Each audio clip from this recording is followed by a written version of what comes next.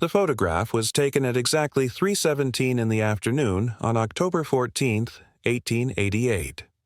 Inside the narrow parlor of the Redmere studio in Coldwater Hollow, Vermont, two brothers sat stiffly side by side on a wooden bench, their matching wool coats creased at the elbows, their boots cleaned but worn. Behind them, a heavy velvet curtain had been drawn shut to block the late autumn sun. The photographer, Milton Redmere, crouched beneath the thick folds of his black shroud, counting slowly.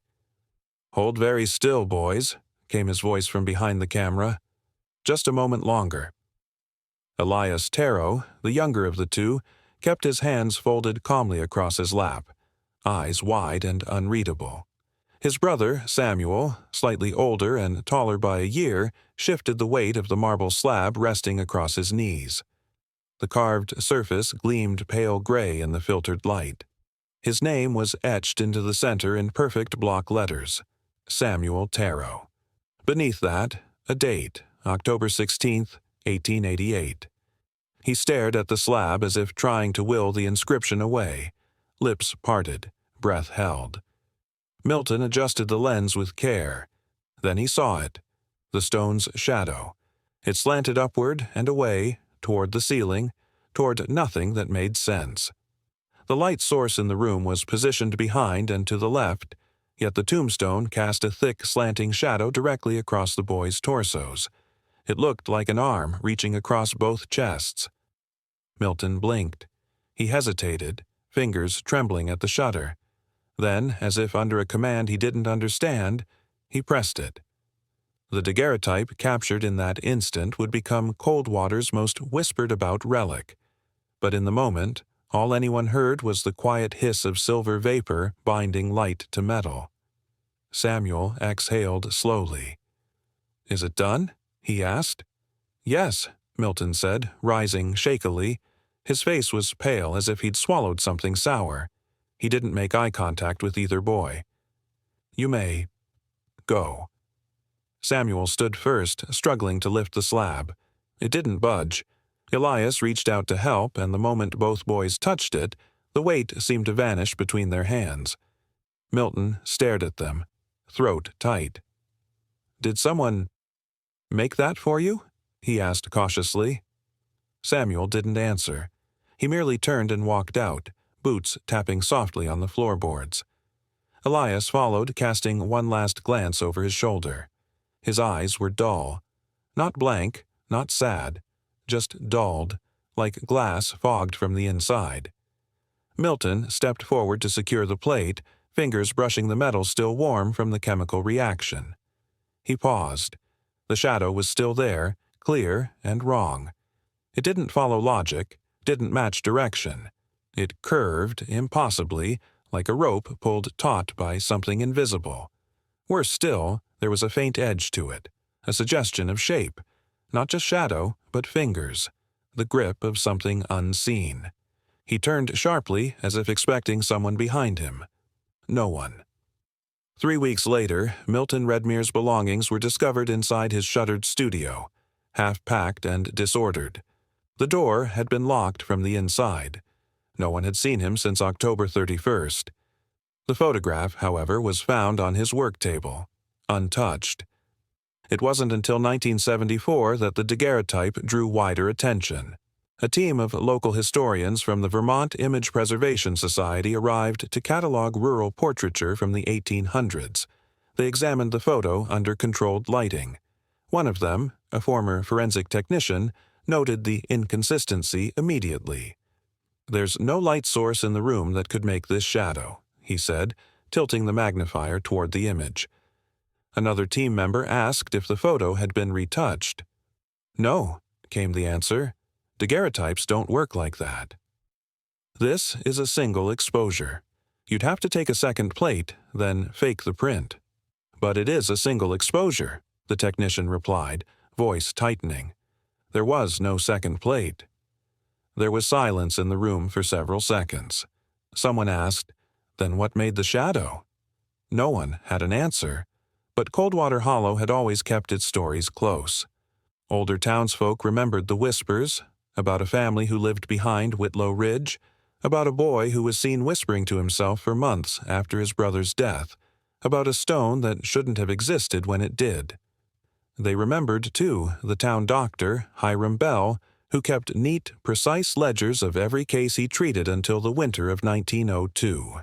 In a cracked journal recovered from an attic in 1949, a single line appears under the date October 16, 1888. Samuel reanimated. It is the only entry for that day. By then, the telegraph line had just been installed, one of the last in Windham County to do so. Gas lanterns still flickered at dusk, and the hearses were drawn by horses. Cold Water was a place between times, where death still came with a wooden box and a folded prayer, and the past never quite let go. The photograph remains unexplainable. There is no confirmed identity of the stone's origin, no record of a quarry order, and no evidence that Samuel Tarot died on October 16, 1888. And yet, the stone says he did. The final whispers, passed between generations, gave the image its name, the snapshot that took a soul. But no one ever agreed whose. What you're about to hear was never meant for wide ears. Elias Tarot first spoke the reversed words just after sundown. He was lying on the cot by the kitchen hearth, his face damp with sweat, the firelight flickering against the old beams overhead. His brother Samuel leaned forward, spoon in hand, trying to coax another mouthful of barley broth past Elias's trembling lips. But Elias's eyes weren't focused on the spoon, or the bowl, or even the flickering shadows.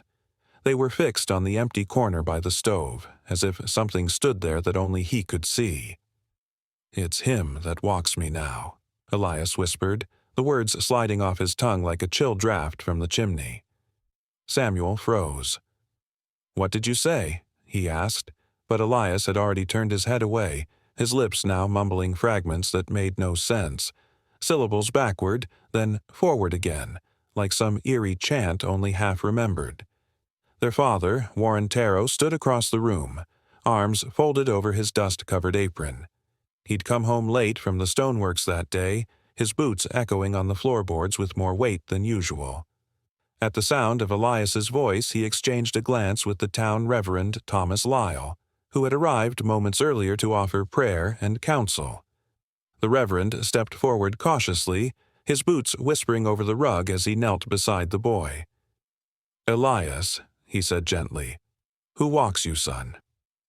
But Elias did not answer. His breath came in shallow hitches, and his skin had gone the pale gray of polished ash. A few minutes later, his eyes fluttered closed, and he sank into a stillness that no medicine or prayer could lift. By dawn, the boy was dead.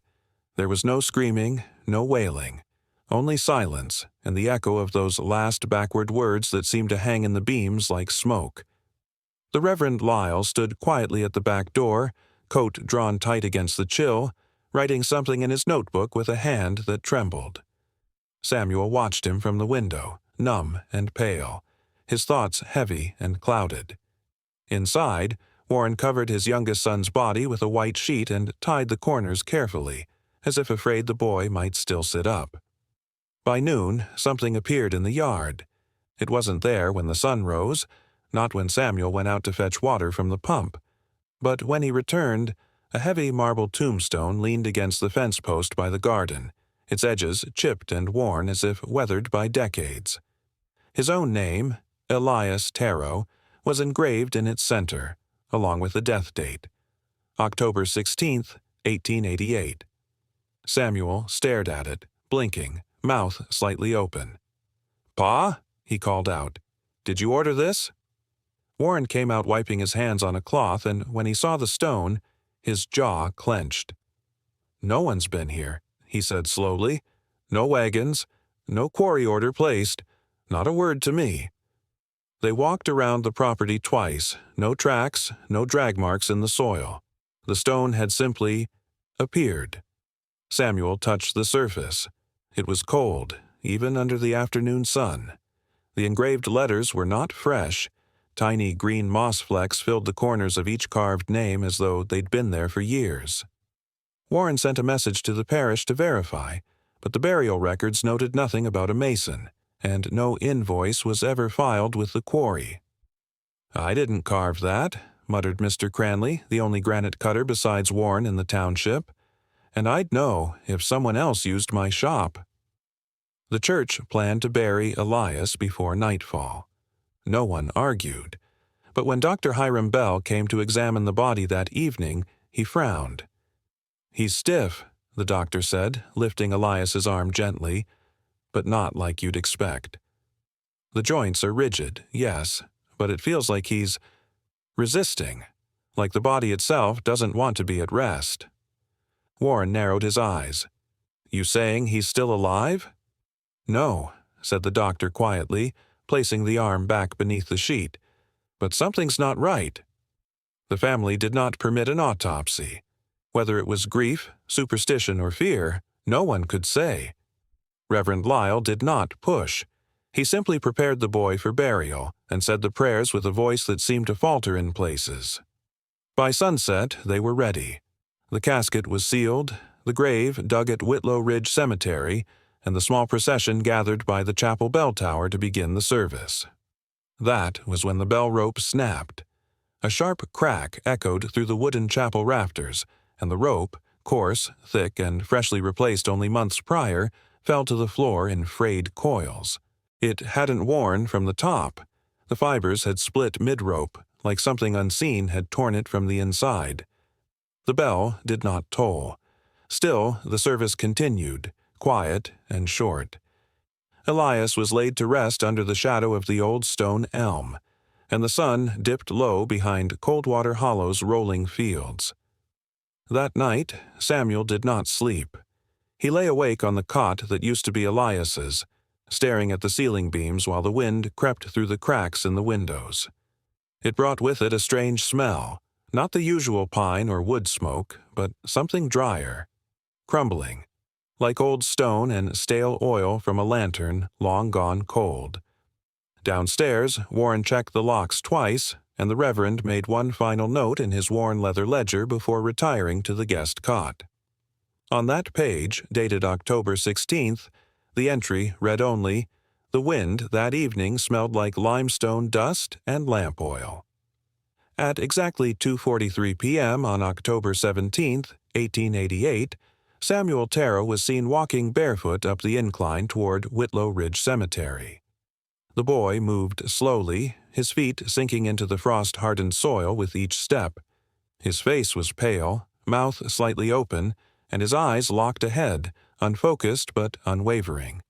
He wore the same clothes from the photograph, his shirt now rumpled and darkened at the seams, one suspender broken and hanging loose like a slack noose at his hip. The air was still. Dry leaves clung to the thorns along the fence line, unmoving. No wind touched his damp hair, though his entire body appeared soaked through. Deputy Eustace Maller watched from the edge of the east orchard, notebook in hand, the tip of his pencil frozen in midair. "The boy was drenched," he later wrote in his memorandum, "though skies have remained dry since Monday last." Samuel reached the top of the hill where the new grave had been dug less than 2 days before. He did not approach the mound directly but stood 5 paces back, toes just at the border where grass gave way to freshly turned dirt. He stared at the grave with such stillness that gravedigger Henry Lobb, watching from the tool shed across the lane, said it felt like staring into a photograph that hadn't finished taking. For nearly 3 hours, Samuel did not sit, speak, or shift, except to lean ever so slightly forward, as if listening.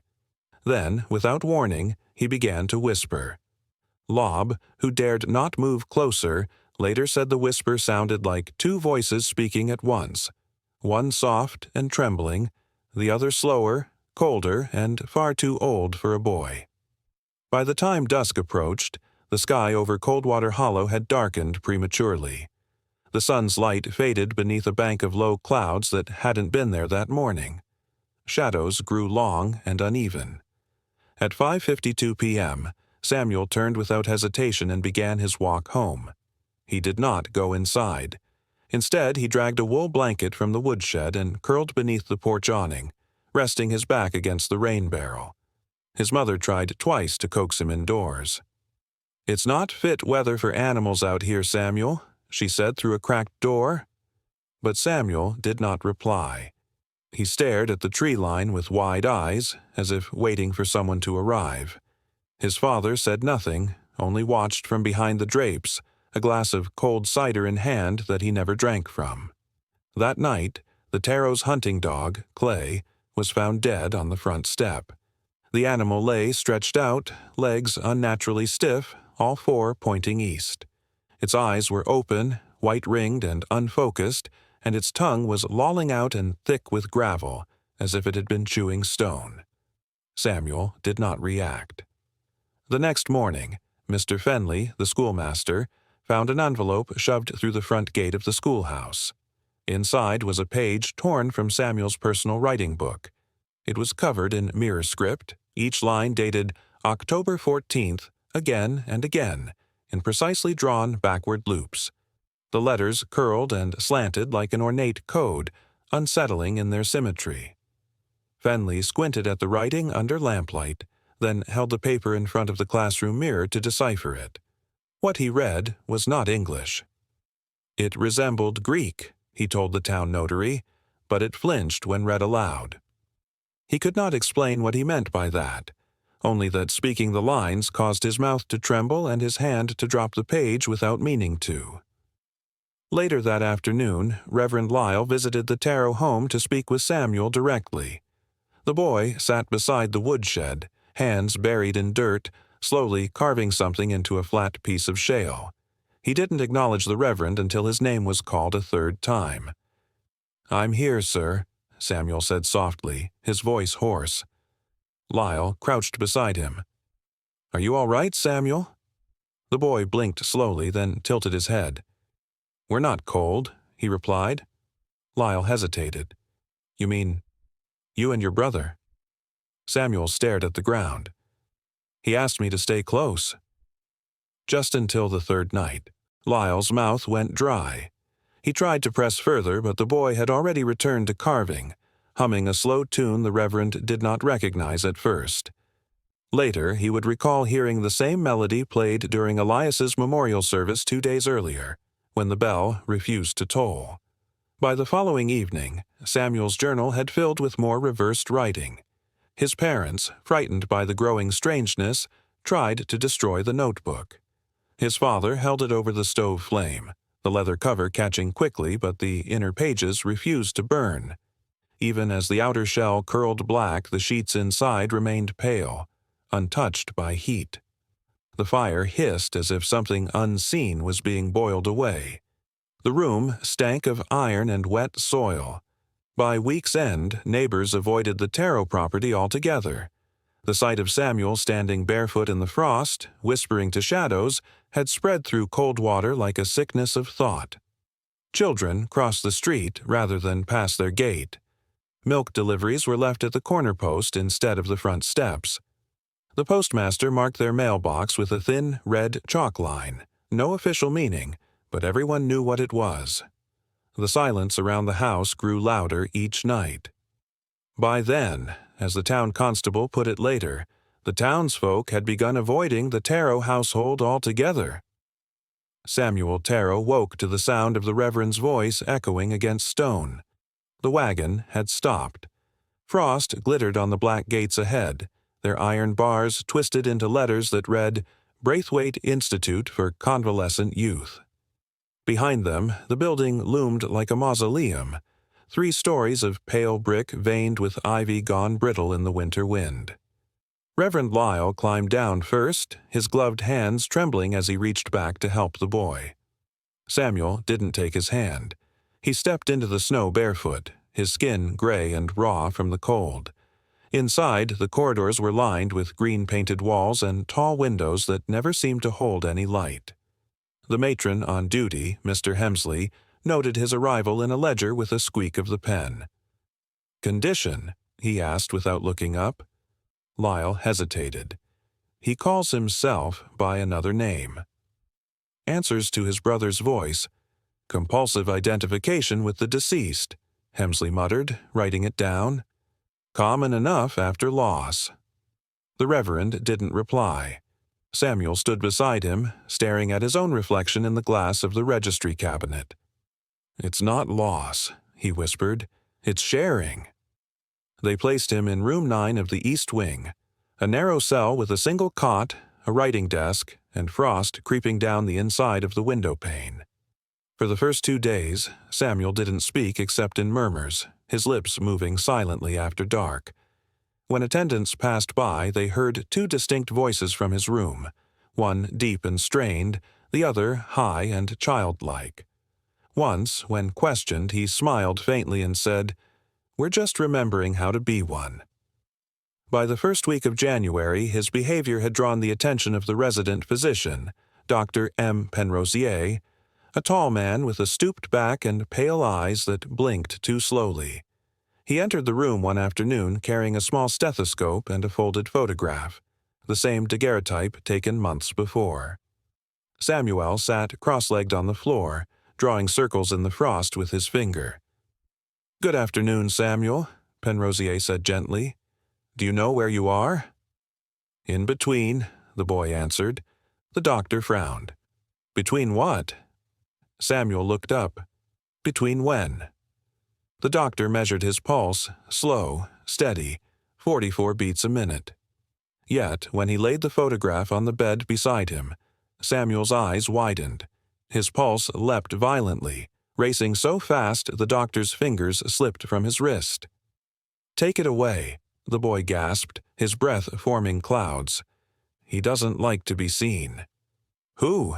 But Samuel only turned toward the window, pressing his forehead to the cold glass. "You'll find out when the clay moves." Word of his reaction spread quickly.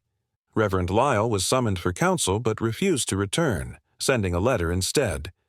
If faith cannot reach the boy, perhaps science must. The Institute's director agreed to allow visiting researchers, and so it was that Professor Gareth Hull from Ainsley College arrived in March 1919, decades later, to examine the mysterious photograph that had defined Samuel's life. Hull worked in silence in the North Study, using a set of prism filters to refract the image's light. Dust hung like silver threads in the air. When he finally adjusted the angle, something shifted. A third shape bled into view between the 2 brothers. No face, no eyes, just the outline of hands gripping their shoulders as if bracing them for the click of the shutter. Hull's assistant swore the room temperature dropped instantly. The professor traced the outline with a trembling hand, whispering, "Knuckles, just knuckles." He submitted his sketches to the Vermont Optic Review, but the editors withdrew them before print. One wrote privately, "We publish lenses, not ghosts." Meanwhile, the stone that had haunted the image became an obsession for the staff at Braithwaite. A small chip had been preserved from its corner years before, kept in a specimen box labeled cold water slab. When examined under magnification, the granite showed pitting consistent with 30 years of rain erosion, though the carving marks were as sharp as the day they were cut. One orderly, curious, placed the fragment beneath a lamp to warm it. Within minutes, condensation formed inside the glass lid, though the room itself was cold. Samuel remained at Braithwaite until his 20s. His journal from that period was filled with mirror writing and strange diagrams, none of which could be deciphered. He refused to speak of his brother again, but attendants claimed that when he slept, a faint whisper echoed from beneath the floorboards. During nightly rounds, the East Wing grew colder by degrees, and the nails in the baseboards began to loosen without cause. In 1936, the first collapse occurred. The corridor outside room 9 buckled inward as if pulled from below. Plaster cracked along the seams, and the floorboards split, revealing a hollow space filled not with air, but with packed clay. The workers who attempted to clear it found no nails, no joists, no signs of carpentry, only soil that seemed freshly turned. Within hours, the entire wing was sealed. Samuel's old room was never reopened. The Institute's final report marked the closure as a structural failure caused by moisture. But those who were there remembered the sound before the collapse, a low, rhythmic thumping, like a second heartbeat moving beneath the earth. Not one nail could be found beneath the split planks, only clay. Rain lashed against the slate roofs of Coldwater Hollow as Thornvell set the final lantern on the warped oak table. The room inside the Merriwick archive smelled of mildew and damp paper, an odor of decades compressed into brittle folders and forgotten truths. 3 men sat across from him. Professor Gareth Hull, now frail and stooped but still sharp-eyed, Dr. Lawrence Kedd, a neuropsychiatrist from Boston, and Ernest Maller, the deputy's grandson, who had inherited both the family name and an obsessive fascination with the tarot mystery. "Begin the record," Thorne muttered, striking a match and lighting the wick of a second lamp. The glow deepened the shadows on the walls, casting uneven light across the daguerreotype on the table. It was the original, the infamous photograph of the Tarot brothers, one clutching his own tombstone. No copy ever lasted more than a few hours before warping or fading, yet this one remained intact, its silver plate cold to the touch. The storm outside groaned like a voice straining through distance. 3 theories, Thorne said quietly, his tone deliberate. 3 chances to end this ghost story before it consumes another generation. His eyes lingered on the photograph. "Let's start with yours, Doctor." Dr. Kedd adjusted his spectacles, his breath leaving faint fog on the lenses. "The neuropsychiatric hypothesis is simple. The Tarot boys experienced a shared delusion. Elias's illness, whatever it truly was, infected Samuel's mind through grief and suggestion. Folie à deux, mutual madness." Hull gave a dry, humorless laugh. "Madness doesn't carve a tombstone overnight, Doctor." His voice cracked, the old man's words brittle with certainty. "And madness doesn't weather stone 30 years ahead of time." Dr. Kedd frowned but pressed on. "Stress can shape the body. There are documented cases, stigmata, psychosomatic blindness. Why not a manifestation of belief? Samuel's grief could have produced anomalies." Thorne leaned back, chair creaking under his weight. "Then explain the missing quarry log." The tarot stone was carved from Coldwater granite. Every order was documented that year.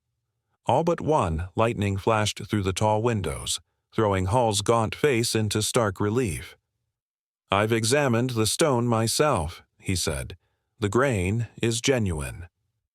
Its surface erosion is consistent with decades of exposure, but it was found new. No lichen, no dirt beneath it, no human fingerprints on its back." Maller shifted uneasily. "My grandfather said when they dug up the old churchyard in 21, Elias's coffin was empty. No bones, no fabric.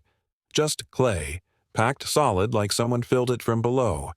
For a long moment, no one spoke.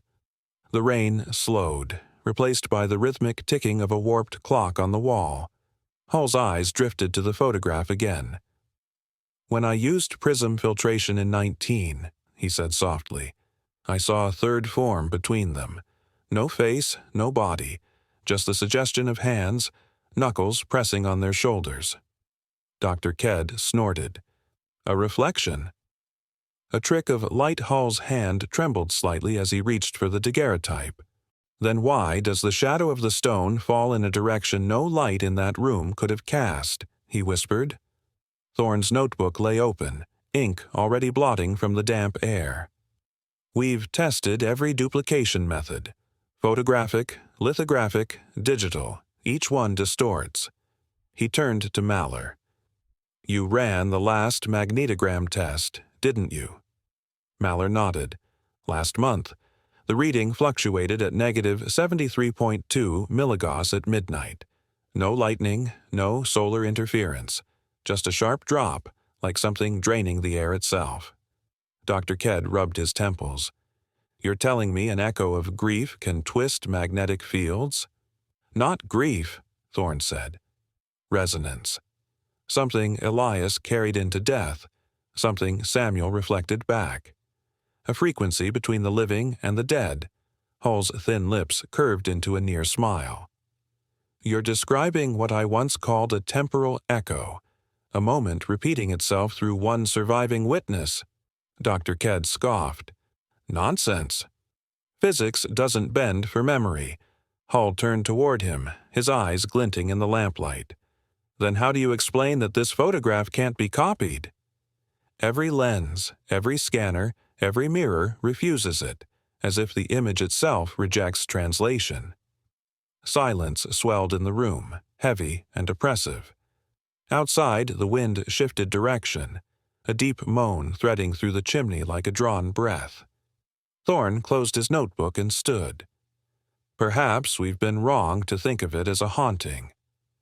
Maybe it isn't something coming back. He stared at the window pane, where the rain had frozen into thin streaks of ice despite the warmth of the room. Maybe it never left. Hull looked up sharply. Meaning? Thorne's voice lowered. If Elias's death was absorbed into Samuel, what if the photograph captured the exchange? A transaction of identity, sealed by the act of recording it? Mallory shuddered. You think the camera took more than their likeness? The camera was just a mirror, Hull murmured, but perhaps something else was looking through it. The lantern nearest the door flickered. Its flame stretched thin, bent inward toward the photograph. Hull's hand hovered protectively over the plate, though the light didn't touch him. Don't, he began, but the lamp went out completely, plunging half the room into shadow. Mallory's chair scraped against the floor. What the? Stay still, Thorne warned. Don't move. He reached for the other lamp, but the flame quivered violently, guttering out in a hiss. For a few seconds, the only sound was breathing. Shallow, uneven, uncertain whose it belonged to. When the lights finally steadied again, Hull's chair was empty. Only his walking cane lay against the table edge, its handle slick with condensation. Dr. Ked's face went pale. He was sitting right there. Thorne raised a hand. Check the window. Mallory crossed the room, pushing the curtain aside. The glass was unbroken, but on its interior surface a faint handprint shimmered, long, thin fingers pressed outward. No one spoke again for several minutes. The air felt charged, humming faintly like a struck tuning fork. Dr. Ked gathered his papers with shaking hands. I'm done with this, he muttered. You can chase ghosts, but I deal in minds. He strode toward the door, but before leaving, he turned once more toward Thorne. Madness may not carve stone, but belief can carve men. Thorne didn't answer. His gaze had returned to the daguerreotype, where a subtle shift had occurred, the faintest blur now at Samuel's left shoulder, like a face beginning to surface through fog. Mallory whispered, It's changing, isn't it? Thorne's voice was steady, but his eyes betrayed the tremor beneath. No, he said, it's remembering. The storm finally passed, leaving only the distant creak of the old archive settling into silence. The lamps burned low, their light shrinking to thin halos. Outside, the cemetery of Whitlow Ridge lay drowned in mist, its stones glistening with rain. Somewhere beneath them, or above them, Coldwater's long silence stirred again. In the words of Professor Hull, you may photograph the living. But something else photographed them first. And it did not use glass or light. The glass cracked on a Tuesday. No one touched the case. No tremor shook the building. And yet, when archivist Paul Greeley entered the North Exhibit Hall of the Merriwick Historical Society at 8:12 a.m. on September 6, 2011, the front panel of Display 9C was fractured clean through the center, like ice split by a silent weight. The display had remained untouched for decades, tucked in a low-traffic alcove beneath the east mezzanine stairs. It housed Reverend Elijah Lyle's journals, or what had been left of them. Paul crouched down cautiously, his leather-gloved fingers brushing against the jagged edge. A faint breeze, inexplicable and cold, lifted a single scrap of paper from inside and curled it outward like a hand beckoning him closer. He reached in with tweezers and carefully withdrew the item. It wasn't paper. Pinned to the inside cover of the final journal, once presumed lost or misfiled, was a daguerreotype, unmistakably the same one cataloged in Coldwater's local folklore for over a century. But this time, something was different. Both brothers, Samuel and Elias Tarot, each held a tombstone. Paul stood frozen, the sharp metallic scent of oxidized silver creeping into his nostrils. The hall's overhead lights flickered once. He didn't speak. He didn't move. He simply stared at the impossibility held between glass and parchment. He had seen the original version a dozen times. Everyone had. It was a cornerstone of the Society's archives. In that version, only Samuel held a stone. But this was a contradiction, a revision, or perhaps a continuation. Within 30 minutes, the main archive team had assembled around Display 9C. The case had cooled inexplicably, registering at 62 degrees Fahrenheit, nearly 4 degrees Fahrenheit degrees below room temperature. No air conditioning vent was near it, no cooling unit beneath it. Still, the chill held. "Could it be a duplicate?" asked Everett Lang, head of archival imaging, his voice low and uncertain. "No duplicate has ever surfaced," Paul replied, eyes fixed on the plate. "And look, Elias's stone, it's engraved." The room leaned in. The letters, faint and shallow as if etched by time itself rather than any tool, read, Samuel Tarot, 1913. It was a reversal, or a warning. Within hours, the artifact was moved under sealed conditions into Archive Room 4B, a climate-controlled unit retrofitted with non-reflective museum-grade shielding.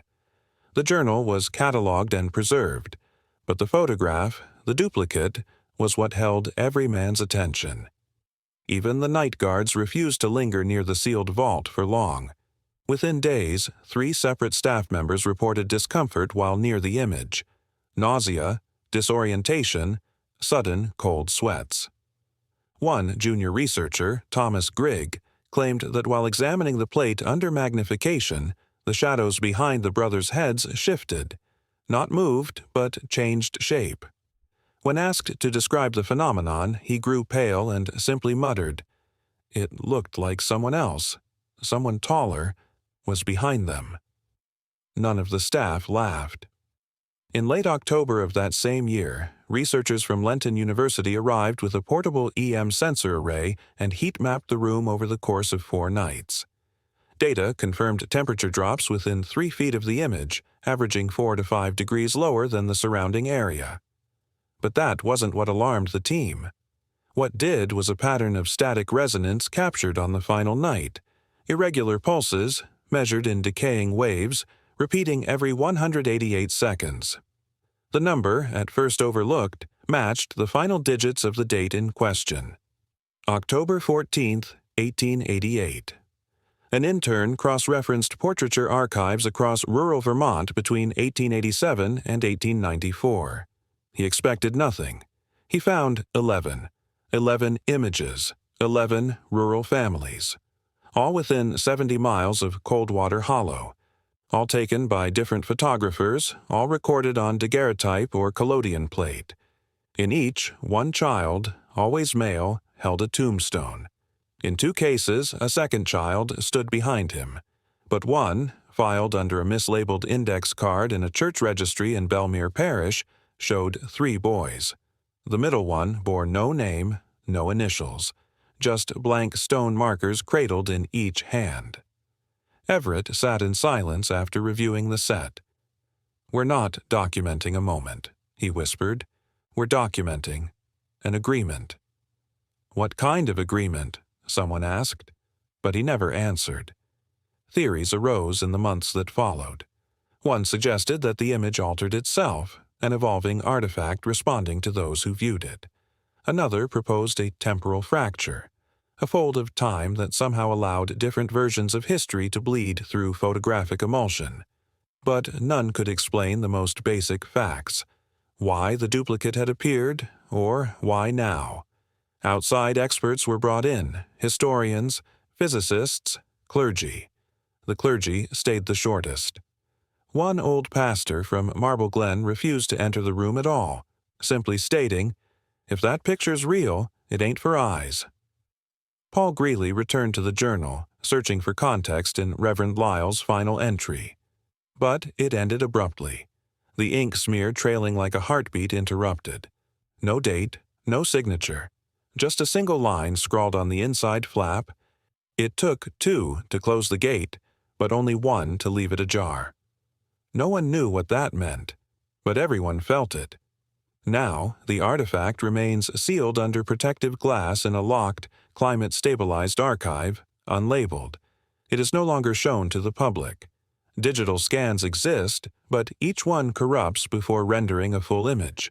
Even professional duplication fails. The silver halides refuse to register. The brothers remain uncopyable. Visitors to the society sometimes ask if they can view the infamous photograph. They are told it was lost. Sometimes one of the staff will linger by the sealed vault a moment longer than needed, eyes narrowing, breath misting in air that should not be cold. They listen. They wait. Because somewhere, tucked behind chemistry and shadows, the question remains. Was it a fraternal farewell? A premonition? A transaction? You're looking at the evidence, but you'll have to decide what it means. If cases like this fascinate you, subscribe and turn on notifications for the next file. Disclaimer: the story you just watched is fictional. It delves into themes of fate, mortality, and the eerie coincidences that blur the line between life and death. Its purpose is to provoke curiosity, inspire reflection on destiny, and remind us how the past often whispers through the strangest of images.